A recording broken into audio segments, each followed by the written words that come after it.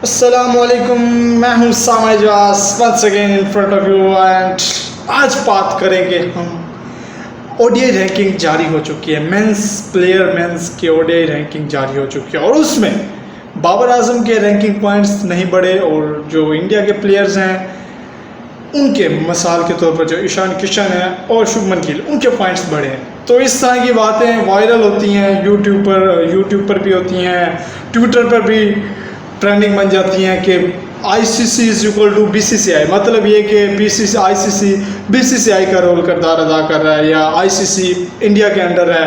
तो इस तरह की अफवाहें चलती रहती हैं, ट्रेंड करती हैं सोशल मीडिया पर। तो उसके हवाले से मैं ये वीडियो आपके लिए बनाने लगा हूँ। तो बात करेंगे कि बाबर आजम के जो रेटिंग पॉइंट्स हैं वो ज़ाहिर बात है कि उनके रेटिंग पॉइंट्स 880 प्लस के रेटिंग पॉइंट्स हैं। लेकिन अगर बात करें शुभमन गिल की तो उनके रेटिंग पॉइंट्स हैं 750 प्लस। तो अभी जो रैंकिंग जारी हुई है उसमें शुभमन गिल के और ईशान किशन के रेटिंग पॉइंट्स बढ़े हैं, लेकिन अगर देखा जाए तो बाबर आजम के रेटिंग पॉइंट्स नहीं बढ़े। तो इसकी वजह ये है कि ICC is equal to BCCI नहीं है। इसकी वजह ये है कि जब आप एक अल्ट्रा लीग में शामिल हो जाते हैं, मतलब एक लेजेंड्स, मैं अगर इसको सिंप्लीफाई करूं, अगर आप लेजेंड्स की लीग में शामिल हो जाते हैं तो आपकी जो पॉइंट्स हैं वो भी उसी तनासुब से बढ़ते हैं। अगर फ़र्ज़ करें कि अगर आपके 800 प्लस पॉइंट्स हो गए हैं तो अब 800 के बाद 800 पॉइंट्स अचीव करने के बाद आपके जो रेटिंग पॉइंट्स हैं वो भी धीरे धीरे कर मतलब स्लोली बढ़ेंगे।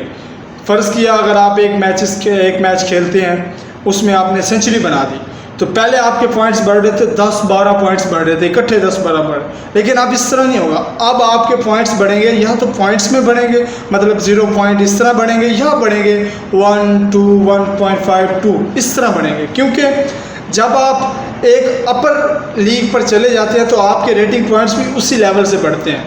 तो जब आप 800 प्लस की रेटिंग पॉइंट्स हासिल कर लेते हैं तो उसके बाद आपके जो पॉइंट्स हैं वो उसी तनासुब से बढ़ते हैं। आप जिस तरह शुभमन गिल हैं वो भी 800 से डाउन चढ़ते हैं, तो जिस तरह ये 800 की लीग्स में आएंगे तो इनके पॉइंट्स भी 1-2 के हिसाब से बढ़ेंगे।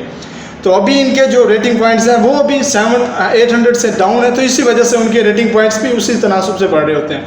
और दूसरी बात, इसका कोई रूल नहीं होता या ये नहीं होता, हार्ड एंड फास्ट रूल होता है कि ये इतनी सेंचुरी बना ली तो ये हो जाएगा, इतने पॉइंट्स बढ़ जाएंगे। इसका रूल कोई नहीं होता। इसका एक होती है रेशो, आप कह लें, मतलब एक अपना थंब रूल मैं बता रहा हूँ आपको कि एक थंब रूल होता है कि अगर आप इस लेवल को आपने अचीव कर लिया तो इस लेवल से आपने अब जब इधर अप जाना है तो यहाँ ऐसे स्लोली आप अचानक से नहीं बढ़ेंगे।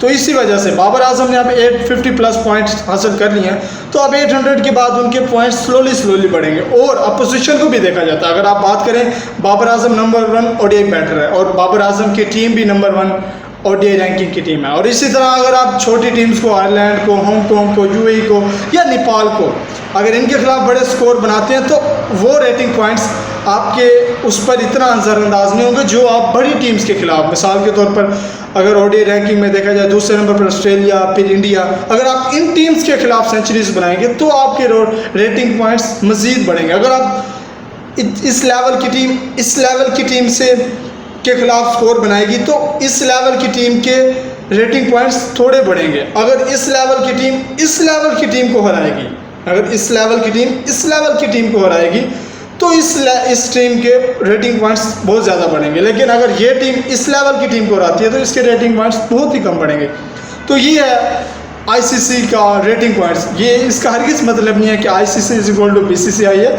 ये एक लॉगरिथमिक होता है, ये एक थंब रूल होता है, मतलब कह लें कि कोई रूल नहीं है कि अगर आप एक लीग में शामिल हो गए हैं, अल्ट्रा लेजेंड या लेजेंड्स की लीग में शामिल हो गए, तो उसके बाद आपके जो रेटिंग पॉइंट्स हैं वो स्लोली बढ़ेंगे। तो ये था आज का रेटिंग पॉइंट्स के हवाले से कि जो वायरल हो रहे थे शॉर्ट्स, मतलब सोशल मीडिया पर ट्रेंड कर रहा है कि ICC is equal to BCCI. तो ऐसा कुछ नहीं होता। इसका सिर्फ यही होता है कि जब आप एक हाई लेवल अचीव कर लेते हैं तो उसके बाद आपकी जो प्रमोशन है वो भी आहिस्ता होती है। तो ये मैंने इस तरह आपको आसान तरीके से समझाने की कोशिश की। अगर आपको वीडियो अच्छी लगी है तो लाइक कर दें, शेयर भी कर दें और बेल आइकन बटन को दबाना मत भूलिएगा। तो मिलते हैं आपसे अगली वीडियो में, तब तक के लिए लाने के बाद पाकिस्तान जिंदाबाद।